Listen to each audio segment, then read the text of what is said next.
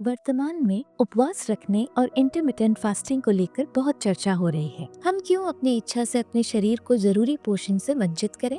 नमस्ते, मैं हूँ तानिया मानिकतला और आपका स्वागत है हम वह क्यों करते हैं जो हम करते हैं में।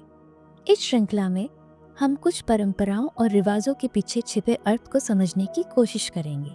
ऐसी परंपराएं जिन्हें हम रोजमर्रा की जिंदगी में अपनाते हैं, बिना ये सोचे कि इनके पीछे असली महत्व क्या है। हम इन्हें निभाते तो हैं, लेकिन इनके मायने शायद नजरअंदाज कर देते हैं। ऐसा लगता है कि आजकल एक नई डाइट प्रचलन में है। भारत में इस समय उपवास और इंटरमिटेंट फास्टिंग को लेकर काफी चर्चा हो रही है। हम अपने माता पिता और दादा दादी को कुछ खास दिनों पर उपवास रखते हुए देखकर ही बड़े हुए हैं। असल में उपवास भारतीय परंपरा का हजारों साल पुराना हिस्सा रहा है। तो फिर इसके पीछे की सोच क्या है? हम क्यों अपनी इच्छा से अपने शरीर को जरूरी पोषण से वंचित करते हैं? मैंने हमारे हार्टफुलनेस के मार्गदर्शक दाजी से पूछा कि उपवास के पीछे क्या सोच और क्या अर्थ छिपा है। वैज्ञानिक दृष्टिकोण से उपवास मददगार है, मोटापे के कुछ मामलों में और ऑटोफैजी के सभी मामलों में। ऑटोफैजी माने स्वयं को खाना। ऑटोफैजी ये प्रक्रिया है जिसमें शरीर अपनी ही क्षतिग्रस्त कोशिकाओं और बेकार प्रोटीन को खा जाता है। संक्रमण के बाद ऑटोफैजी उन कोशिकाओं को नष्ट कर सकती है जो शरीर में घुसे बैक्टीरिया और वायरस से संक्रमित हो चुकी हों। उपवास इस ऑटोफैजी को बढ़ावा देता है और इस तरह हमें स्वस्थ रहने में मदद करता है। उपवास को अच्छे स्वास्थ्य का एक तरीका माना गया है, लेकिन मैं इसके पीछे की आध्यात्मिक भावना को समझना चाहती थी। उपवास का महत्व समझने के लिए हमें ये जानना होगा कि जो भी भौतिक शरीर हम देखते हैं वो वास्तव में 3 प्रकार के शरीरों से बने हैं।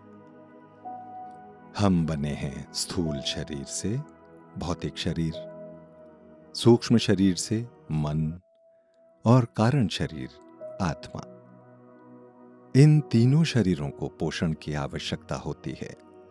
हम अपने स्थूल शरीर को भोजन से पोषण देते हैं, मानसिक शरीर को ज्ञान और बुद्धि से पोषण देते हैं, पर आत्मा को पोषण देने के बारे में हम शायद ही सोचते हैं। इसे ध्यान में पोषण मिलता है जब हम स्रोत से एकत्व का अनुभव करते हैं। हमारे तीनों शरीरों का दिए गए भोजन के पाचन का अपना तरीका है। ये पाचन प्रणालियां एक दूसरे से जुड़ी होती हैं। आपने देखा नहीं है, कुछ लोग एक कप कॉफी के बाद मानसिक काम में बेहतर ध्यान लगा पाते हैं। भारी भोजन के बाद फोकस करने में कुछ लोगों को बहुत मुश्किल होती है। जहां मानसिक और भौतिक शरीर के बीच का संबंध जाना पहचाना है, बहुत कम लोग जानते हैं कि भौतिक शरीर का आत्मा से भी गहरा रिश्ता है। जब हम शारीरिक भोजन से दूर रहते हैं तो आत्मा की पोषण ग्रहण करने की क्षमता और भी बढ़ जाती है। जब हमारी शारीरिक पाचन प्रणाली विश्राम की अवस्था में होती है, तब हमारी आध्यात्मिक पाचन प्रणाली बेहतर ढंग से काम करती है। उपवास का उद्देश्य शरीर को पोषण न देकर किसी प्रकार की पीड़ा, यातना या कष्ट देना नहीं है, पर कुछ घंटों या 1-2 दिन के लिए यदि आप उपवास कर सकें और दूर रह सकें ऊर्जा के इस स्थूल रूप से, आप अधिक सूक्ष्म और शुद्ध ऊर्जा को आत्मसात कर सकते हैं आध्यात्मिक लाभ के लिए।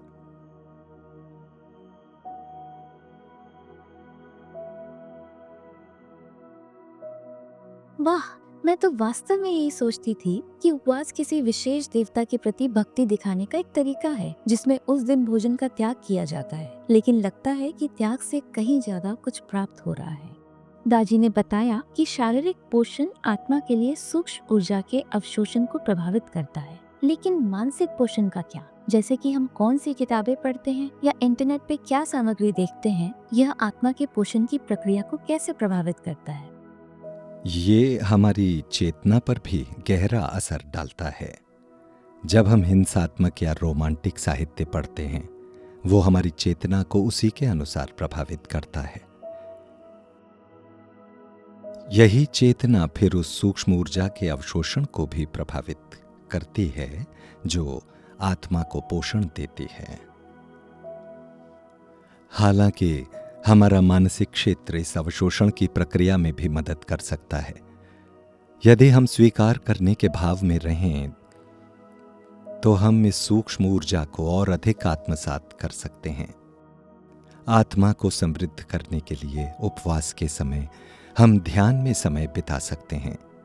ये मन और हृदय को हमारे भीतर और इस ब्रह्मांड में मौजूद उच्च शक्ति के प्रति समर्पित करने का एक तरीका है।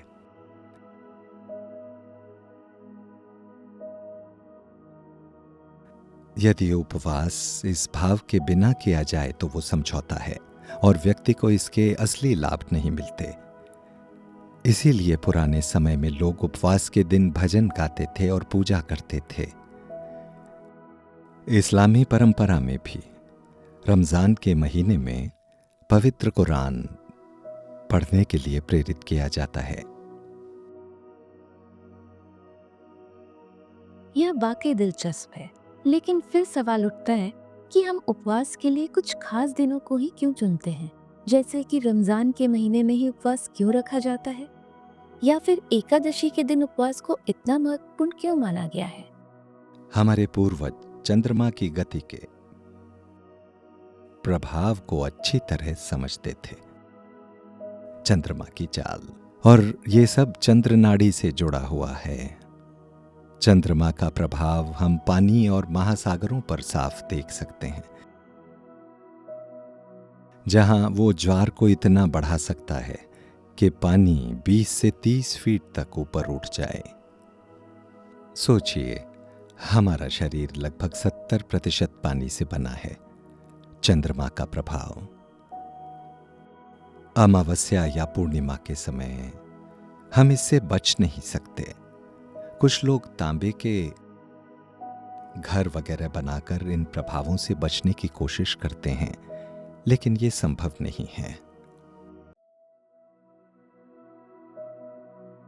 व्यक्तिगत रूप से कहूं तो हमारी सारी कमजोरियां और रचनात्मक शक्तियां इन दिनों में और ज्यादा उभर कर सामने आती हैं। अमावस्या या पूर्णिमा, इनका असर 8वें दिन से धीरे धीरे बढ़ने लगता है।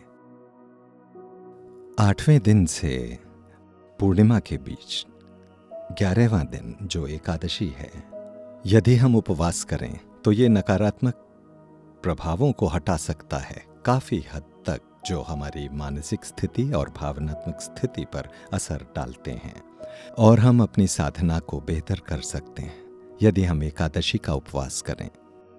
रमजान के दौरान हमारे सामान्य खाने के समय में एक बड़ा बदलाव होता है, जहां हम सिर्फ सूर्यास्त के बाद ही भोजन करते हैं। ये एक प्रकार की इंटरमिटेंट फास्टिंग है। हम 12 घंटे से भी ज़्यादा समय तक बिना खाने और पानी के रहते हैं, तो हमारे लीवर में जमा ग्लाइकोजन खत्म होता है और फिर से बनता है। इसे मेटाबॉलिक स्विच कहा जाता है और फ्लोरिडा विश्वविद्यालय के अध्ययन बताते हैं कि ये हमारी मांसपेशियों की ताकत और संरचना को बनाए रखने में मदद करता है। इसके अलावा इस एक महीने में हम अपने पाचन तंत्र पर दबाव कम करते हैं और शरीर को प्राकृतिक रूप से डिटॉक्स करने का अवसर देते हैं। उपवास इस तरह हमें भीतर से शुद्ध करता है, फिर से तरोताजा करता है, तो ये बहुत ही लाभकारी चीज है। उपवास का विचार पूरे दृष्टिकोण को स्वीकार करना है, हमारे शारीरिक, मानसिक, भावनात्मक और आध्यात्मिक स्वास्थ्य और कल्याण के लिए। यह हमारे शरीर को संतुलित करने और संपूर्ण अस्तित्व को पोषण देने का एक माध्यम है, और यह पोषण मिलना चाहिए। यह सोचना कि ये परंपराएं निरर्थक है, एक बड़ी भूल है।